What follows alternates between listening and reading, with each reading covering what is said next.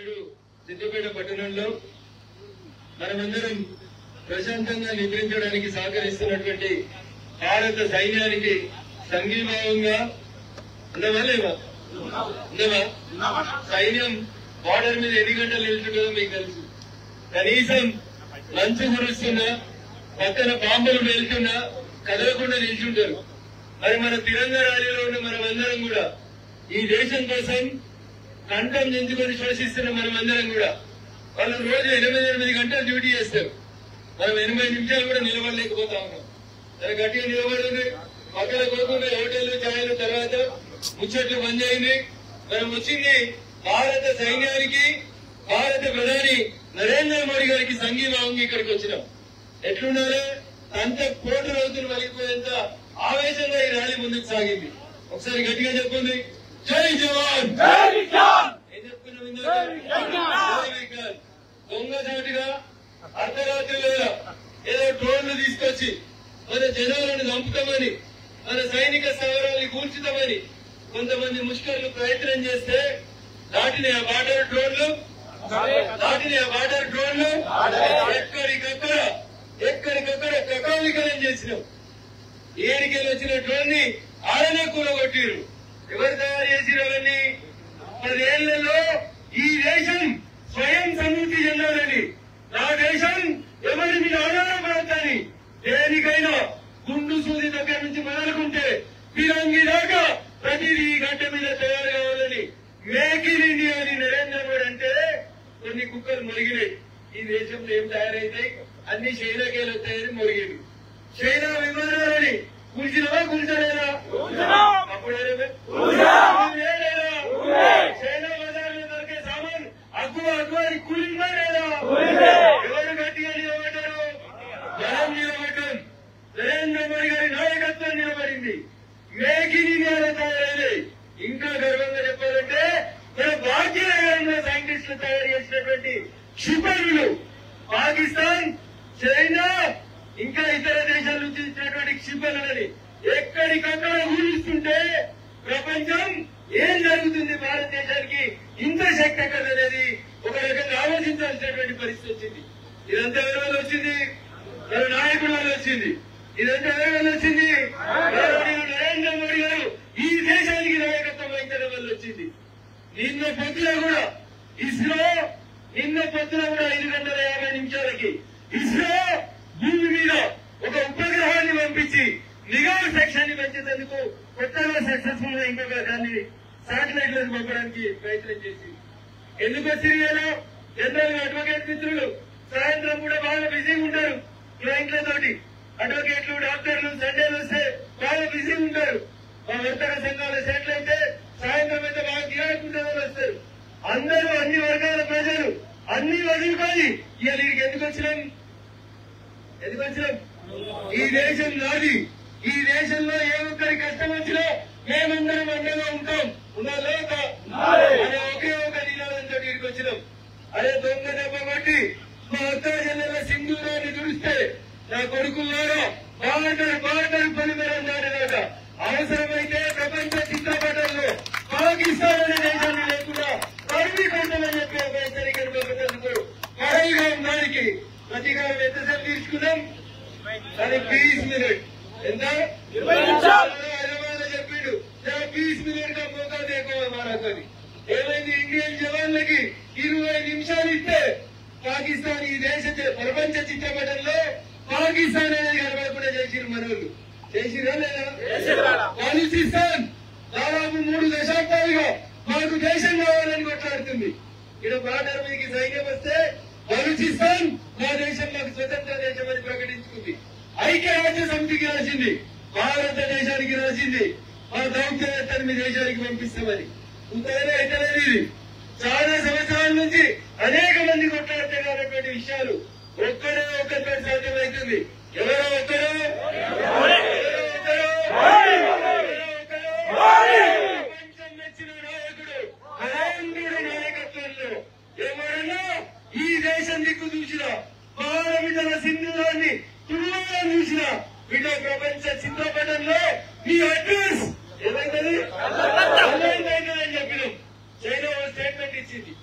పాకిస్తాన్ రూపురేఖలు మారితే మేము ఊరుకోలేదు. అది నువ్వు ఊరుకునేది చేసేది ఏం లేదు. పాకిస్తాన్ రూపురేఖల నుంచి 44% భూభాగం ఉన్న బలూచిస్తాన్ తనను తాను దేశంగా ప్రకటించుకుంది. ఇంకొకటి మిగిలిపోయింది భారతీయుల కోరిక. ఏంటది? అయినదా కాదా? మోడీ గారు ఉంటే కారణాలు ఉండదా? మోడీ అయితే मुमकिन है, मोदी है तो मुमकिन है, మోడీ అయితే मुमकिन है అంటే అసాధ్యమైనటువంటి పదం ఈ దేశంలో ఏది ఉండదు. అదే కాంగ్రెస్ ఉంటే అన్ని సమర్పించుకుంటూ వచ్చేవాళ్ళు. కానీ ఒక్కడో ఒకరు ఈ దేశానికి అన్ని తానే నిలబడి ఈ దేశానికి ఎవరు చూసినా ఈ దేశ వ్యవహారాలలో ఎవరు జోక్యం చేసుకున్నా బరాబర్ అడ్డంగా నిలబడతామని నిలబడి పరిగీసి కొట్లాడిండు. ఆయన ఆలోచన ఆయన మాటలలో చెప్పిండు. ఏమన్నాడు? ఉగ్రవాదులకి ఆశ్రయం ఇచ్చినవాడు, ఉగ్రవాదులకు అండగా నిలబడ్డాడు. ప్రపంచంలో ఏ మూలకు పోయి దాక్కున్నా ఏం చేస్తామన్నాడు? ఏరి కొడతామన్నాడు. కొట్టిరా కొట్టలేదా? అదే పాకిస్తాన్ బార్డర్కి వచ్చి అమాయకులను కొట్టలేదు. పాకిస్తాన్ పై ఉగ్రవాదులకు శిక్షణ ఇస్తున్నటువంటి టార్గెట్లు ఎక్కబెట్టి కొడితే ఒక్క ఈంచి కూడా పక్కన జరగకుండా కొట్టిండు. ఎవరి నాయకత్వం? ఎవరి నాయకత్వం? ఒక బలమైనటువంటి నాయకత్వంలో మేకలు కూడా పురులాగా విజృంభిస్తాయని చెప్పడానికి ఒక గొప్ప నిదర్శనం పహల్గాం ప్రతీకారం కేవలం 20 నిమిషాల్లో ముగించడం. ఈ క్రెడిట్ అంతా ఎవరికి పోతుంది? సైనికులే పోతుంది. బార్డర్ మీద నిలబడి కొట్లాడిన సైన్యానికి పోతుంది. ఎక్కడి నుంచి తుపాకీ వెళ్తాయో ఎక్కడి నుంచి క్షిపణులు వస్తాయో తెలియకుండా దొంగ దెబ్బ పడుతుందని తెలిసినప్పటికీ కూడా నేను వెళ్ళినా నా దేశం లోపలికి ఆ దొంగ కుక్కలు ఒక్కరు కూడా నా దేశంలోకి అడుగు పెట్టద్దని గీత గీసి నిలబడినటువంటి సైన్యానికి మనమందరం కూడా శిరస్సు వచ్చి నమస్సుమాంజలు తెలియజేయాలి. 18 ఏళ్ళు నిన్నది ముక్కు పచ్చరాలని సైనికులు కూడా నేను నా దేశం కోసం అమరుడైతా అని చెప్పిపోయి అమరుడై వాళ్ళు ఆడవంటే మన మీద భద్రంగా ఉన్నాం. కానీ కొన్ని కుక్కలు మన మధ్యలో కూడా జమైనాయి. ఊర కుక్కలు ఈన్నో తిన్నాయి, ఈ దేశం తిండి తింటాయి, ఈ దేశంలో పనులు చేస్తాయి, మనం కట్టే పనులతో జీతాలు తీసుకుంటారు, టీవీలకు వచ్చి మనకు వ్యతిరేకంగా మరుగుతుంటాయి. సాక్ష్యం ఉందా? దేనికిరా సాక్ష్యం? నువ్వు ఎవరి కుట్టినావు నీ అయ్యనో అవరు అడుగు సాక్ష్యం చెప్తాను. ఉంటుందా దానికి సాక్ష్యం? ఉంటుందా? అందుకని బయట నుంచి వచ్చేటువంటి శత్రువులను ఎదుర్కొంటేందుకు బార్డర్ మీద సైన్యం కొట్లాడుతుంది. నీ పక్కనే ఇందాక నీ మీటింగ్ వస్తున్న టీవీలో చూసిన హైదరాబాద్ లో పిల్లవాడు లిఫ్ట్ మెకానిక్ చేస్తున్నట్ట పోరాడు. వాడు ఆన్లైన్ లో 6 మిత్రులు కలుపుకొని విజయనగరంలో బాంబులు ఎట్లా బ్లాస్ట్ చేయాలని ప్లాన్ చేస్తా ఉన్నాడు. అందుకని వీరున్న మనమందరం బార్డర్ మీద ఉన్నటువంటి సైనికులకి ఎంత శక్తి ఉందో మనం కూడా అంతే శక్తివంతులుగా గుర్తుంచుకోవాలి. మన పక్కన ఎక్కడైనా ఎవరైనా ఒక్కరు అనుమానాస్పద పరిస్థితులలో కనబడితే జాగ్రత్తగా ఉండాలి. పోలీసులు చెప్పాలి, మనకు మనమే చైతన్యవంతం కావాలి. పోలీసు నుంచి సరైనటువంటి రెస్పాన్స్ రాకపోతే ఈ దేశ భద్రతకి ముప్పు వస్తుందంటే మనమందరం కూడా యూనిఫామ్ లేనటువంటి పోలీసుల మీద గుర్తుపెట్టుకోవాల్సిన అవసరం ఉంది. ఇంత జరుగుతుంటే ఇంకా ఈ దేశంలో అల్లకల్లోలను సృష్టించాలని బాంబులు వెళ్తారని కుట్రలు చేస్తున్నటువంటి కుహలో లౌకికవాదులకి జవాబు చెప్పాలి. అందరం సంఘటితమై 140 కోట్ల మంది ఈ దేశ ప్రజలు గట్టిగా ఒకసారి పిడికిలు బిగించి భారత్ మాతాకి పక్కనున్న దేశానికి పంచలు నడిచిపోవాల్సినటువంటి పరిస్థితి వస్తుంది. వస్తుందా? అయితే మన లోపల ఐక్యమత్యం లేదనేటువంటి విషయాన్ని గమనించి పార్టీల పేరిట జెండాల పేరిట ఇంకో దాని పేరిట జరుగుతున్నటువంటి ఈ కుట్రల్ని తిప్పికొట్టడానికి నరేంద్ర మోడీ గారు ఎంత దూరదృష్టితో ఆలోచించారంటే ఈ పార్టీ ఆ పార్టీ ఏ పార్టీ అని తేడా లేకుండా అన్ని పార్టీలకు సంబంధించినటువంటి గౌరవ ఎంపీలతోటి కమిటీలను ఏర్పాటు చేసి ప్రతిపక్ష ఎంపీలకు కూడా నాయకత్వం ఇచ్చి పాకిస్తాన్ చేస్తున్నటువంటి ద్రోహాన్ని ప్రపంచ దేశాలకి తెలియజేయాలనుకున్నటువంటి గొప్ప ఆలోచనాపరుడైనటువంటి నాయకుడు మన నాయకుడు నరేంద్ర మోడీ గారు. అట్లాంటి నాయకుని నాయకత్వంలో మనమందరం కూడా ఒక పులి నాయకత్వంలో మేకలట విజృంభిస్తాయో మనమందరం కూడా అవసరం వచ్చిన రోజు ఈ దేశ రక్షణ కోసం నిలబడదామా? నిలబడదామంటే 2 చేతులు చెప్పు.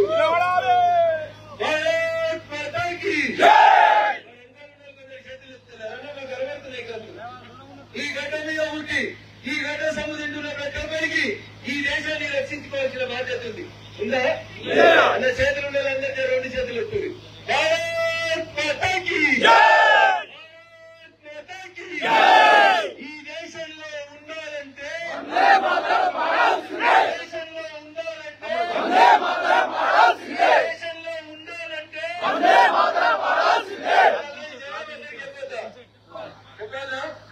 కాబట్టి నాది కాదు బాధ్యత, సైన్యం చూసుకుంటది. నాది కాదు బాధ్యత, శ్రీకాంత్ అన్న చూసుకుంటాడు. నాది కాదు బాధ్యత, రఘునందన్ రావు చూసుకుంటాడు. నాకేంటి, ఈయన నా దగ్గరకు వచ్చినాడు, రేపు నీ దగ్గర కూడా వస్తాడు. రాడా? రాహుల్ కొట్టినాడు, రేపు సిద్దిపేటకు వచ్చి కొట్టాడా? అట్లే అనుకుంటున్నా. మాకేంటి 2 రోజుల కింద అక్కడ దొరికిండు. రాడా? సంగారెడ్డిలో దొరికిండు. ఎక్కడ దొరికిండు? సంగారెడ్డిలో దొరికిండు. మన పాత జిల్లా కేంద్రం, మెదక్ జిల్లా కేంద్రం సంగారెడ్డిలో పాకిస్తాన్ కొంచెం సిమ్లు ఇస్తున్నాడు, కనబడుతున్నాడు. మన పక్కన అమాయకంగా lift mechanic, car mechanic, TV mechanic అని మన ఇళ్లలోకి వచ్చి మన దేశ సంపదను కొనబట్టేందుకు ఏడే బాంబులు పెట్టవచ్చు, ఏడే ప్రజల అకౌంట్ ఎక్కడ దాడి చేయవచ్చు అనే సమాచారం అందిస్తున్న ముష్కరుల్ని ఎక్కడికక్కడ కాపాడాల్సింది ఈ దేశాన్ని ఎవరంటే ఈ దేశ యువత. స్వామి వివేకానంద చెప్పిండు, ఒక 10 మంది చాలు అన్నాడు. ఇనుప కన్నులు, ముక్కు నరాలు కలిగినటువంటి యువకుల్ని ఒక 10 మందిని ఇస్తే ఈ దేశ భవిష్యత్తును మారుస్తా అన్నాడు. అదే ఇవాళ నరేంద్ర మోడీ గారు చేసి చూపెడుతుంది. మీ అందరి ఆశీస్సులతోటి, మీ అందరి సంకల్పంతో, మీ అందరి పట్టుదలతోటి 14 రోజులు పాకిస్తాన్ తన తప్పు తెలుసుకోవాలని, తప్పును ఒప్పుకోవాలని, టెర్రరిస్ట్ అని భారతదేశానికి అప్పగించి తప్పైందని చెప్పాలని చెప్పి నరేంద్ర మోడీ గారు ఎదురు చూసి, కానీ ఉక్కతో ఎట్లుంటదన్నా, ఉక్కతో ఎట్లుంటది? పాకిస్తాన్ ఇంకా దాడులు చేస్తామనేటువంటి హెచ్చరికలు పంపారు. ఏం చేయాలి? కత్తిరియాలి. ఎక్కడికక్కడ కత్తిరియాల్సినటువంటి అవసరం వచ్చింది. వచ్చిందా రాలేదా? పుష్కరం ఎదుర్కోవాలా? అందుకనే ఇది అప్పటి భారతదేశం కాదు, 1940-47 మధ్యలో ఉన్న దేశం కాదు. ఈ చెంప మీద పడితే ఈ చెంప కొట్టమని చూపించడానికి పోయి ఏం చేయమన్నాడు? నా భర్తను కాదు, నన్ను కూడా వాల్చమని ఒక ఆడబిడ్డ ధైర్యంగా తుపాకి ఎదుర్కోకపోతే ఏం చెప్పిండు?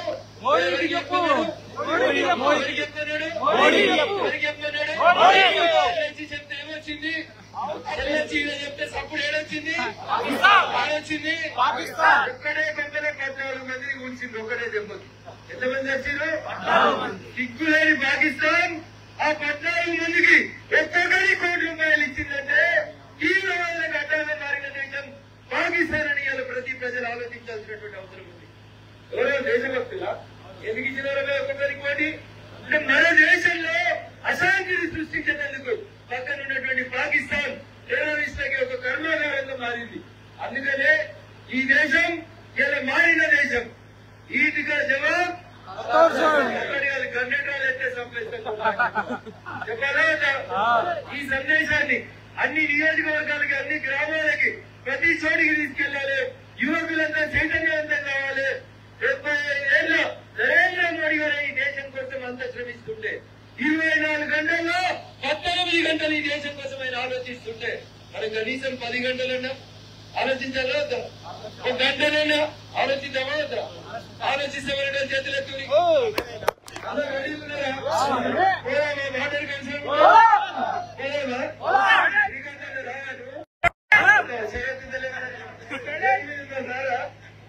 బాలరాజేశ్వర గారు కూడా ఎత్తి, నాగరికల రామచంద్ర కూడా ఎత్తిండు. 60 ఏళ్ళను కూడా తుపాకిస్తే వేయమంటుంటే మరి సిద్దిపేట ఎట్లా ఉరుగుతాను ఉండాలి? ఉగాలో లేదా సిద్దిపేటలో కాంగ్రెస్ అవసరమైతే దినేష్ విభీషణ్ రెడీగా ఉన్నారు. ఎప్పుడు పోతాం విభీషణ్? పంపించారు. అవసరం లేదనే కోరుకుందాం. మన సైన్యం మనల్ని కాపాడుతుందని కోరుకుందాం. ఆ సైన్యానికి ఆపద వచ్చిన రోజు, మన సైనికులు ఎవరైనా అమరులైన రోజు ఆ కుటుంబాలను మనం గుండెల్లో పెట్టి కాపాడుకుందామని చెప్పి తెలియజేస్తూ ఈ రోజు సిద్దిపేట పట్టణంలో తిరంగా యాత్రకి నరేంద్ర మోడీ గారు ఇచ్చినటువంటి పిలుపుకి స్పందించి ఇంత గొప్ప సంఖ్యలో కదిలి వచ్చినటువంటి మీకు అందరికీ కూడా శిరస్సు వంచి నమస్సుమాంజలి తెలియజేస్తూ మొన్నటి మన పోరాటంలో సైనికుల పక్షాన జరిగినటువంటి పోరాటంలో మన తెలుగు బిడ్డ మురళీ నాయక్ కూడా అమరుడైండు. ప్రాంతాలు వేరైనప్పటికీ కూడా మన తెలుగు బిడ్డ మురళీ నాయక్ గారు అమరుడైండు. ఆ మురళీ నాయక్ గారి ఆత్మకి శాంతి చేకూరాలని చెప్పి ఈ సందర్భంగా తెలియజేస్తూ, గతంలో ఆర్మీలో పనిచేసి ఈ రోజు ఈ వయసులో కూడా తిరంగా ర్యాలీ జరుగుతుందంటే ఎవరు చెప్పకుండా దేశం మీద ఈ దేశ జెండా తిరంగా జెండా మీద ఒక గౌరవంతో ఇక్కడికి వచ్చినటువంటి గౌరవ మాజీ సైనికులకు కూడా మనమందరం కూడా శిరస్సు వంచి నమస్సుమాంజలు తెలియజేయాల్సినటువంటి అవసరం.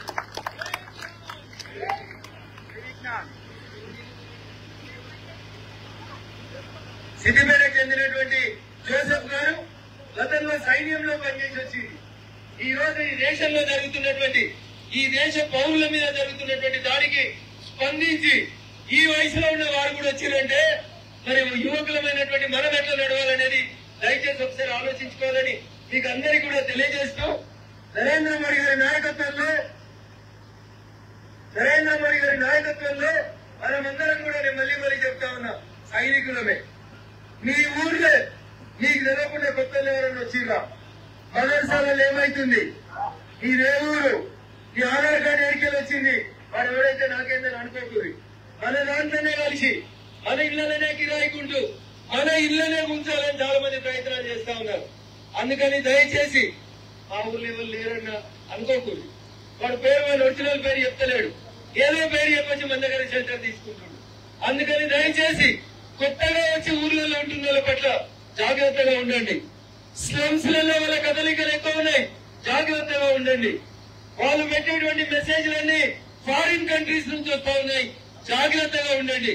సిమ్ములు ఈడమని పాకిస్తాన్ కి బంగ్లాదేశ్ కి పంపించి అక్కడి నుంచి ఆపరేట్ చేస్తా ఉన్నారు. అందుకని రేపటి నుంచి మన నీడ మనతోటి కదులుతున్నట్టు మన వెనకాలే ఉగ్రవాదులు కదులుతున్నంత అప్రమత్తంగా మనం ఉండాల్సినటువంటి అవసరం ఇలా ఈ దేశానికి వచ్చింది. ఎందుకంటే నరేంద్ర మోడీ గారి నాయకత్వాన్ని ప్రపంచమంతా స్వాగతిస్తుంటే ఏదో ఒక రకంగా తెల్లబట్టలు వేసుకున్నారు కదా, ఇంత బురదల్లం అనేటువంటి కార్యక్రమాన్ని ఈ టెర్రరిస్ట్ లంపైన్ గ్రూపులు చేస్తా ఉన్నాయి. అందుకని మనం చేయాల్సింది బార్డర్ మీకు ఇవ్వాల్సిన అవసరం లేదు, తుపాకీ పట్టాల్సిన అవసరం లేదు. నీ ఇంటి పక్కన ఏం జరుగుతుంది, నీ ఇంటి పక్కన ఉన్నటువంటి ఎత్తుల కదలికలు ఎట్లున్నాయి, అందులో ఏమైనా అనుమానాస్పదం ఉన్న కదలికలుంటే ఖచ్చితంగా మనమందరం కూడా సంఘటితమై వాళ్ళందరినీ ఎదుర్కోవాలని చెప్పి ఈ సందర్భంగా తెలియజేస్తూ, మరొకసారి తిరంగా ర్యాలీలో పాల్గొన్నటువంటి అన్ని సంఘాల పెద్దలకి, అన్ని ప్రాంతాల నుంచి ఇక్కడికి ఇచ్చేసినటువంటి యువకులకి, పార్టీ నాయకులకి, మా మహిళా సోదరీమణులకి వాళ్ళకు కూడా మస్తు కోపం వచ్చింది. మా సింధూరం చూస్తామని నా కొడుక ఈ సంగతి చూస్తామని ముందుకు వచ్చినటువంటి మా అక్క చెల్లెలకు అందరికీ కూడా పేరు పేరున శిరస్సు వచ్చి నమస్సుమాంజలి తెలియజేస్తూ సెలవు తీసుకుంటాను. ఒక విజ్ఞప్తి, ఎవరి చేతిలో అయితే జాతీయ జెండా ఉందో జాగ్రత్తగా మీ ఇంటి దాకా తీసుకుపోవాలి. మిగతా జెండాలను వీటిని ఏడబెట్టాలా వాడేది. జాతీయ జెండాకి అవమానం అంటే మనందరికీ అవమానం. కాబట్టి భద్రంగా ఈ జాతీయ జెండాని మన ఇంటి వరకు తీసుకెళ్లాల్సిన అవసరం ఉంది. అవసరమైతే ఇంటి మీద జాతీయ జెండా ఎగిరేసి పెట్టుకోవాల్సినటువంటి సందర్భం వచ్చినప్పుడు అది మీకోసం భద్రంగా ఉంచుకోవాలని చెప్పి విజ్ఞప్తి చేస్తూ, మీకు అందరికీ ఓపికంటే ఇంకొకటి దూరం నడిచినట్లే డిస్కస్ చేయడం అధ్యక్షుడి కోరిక.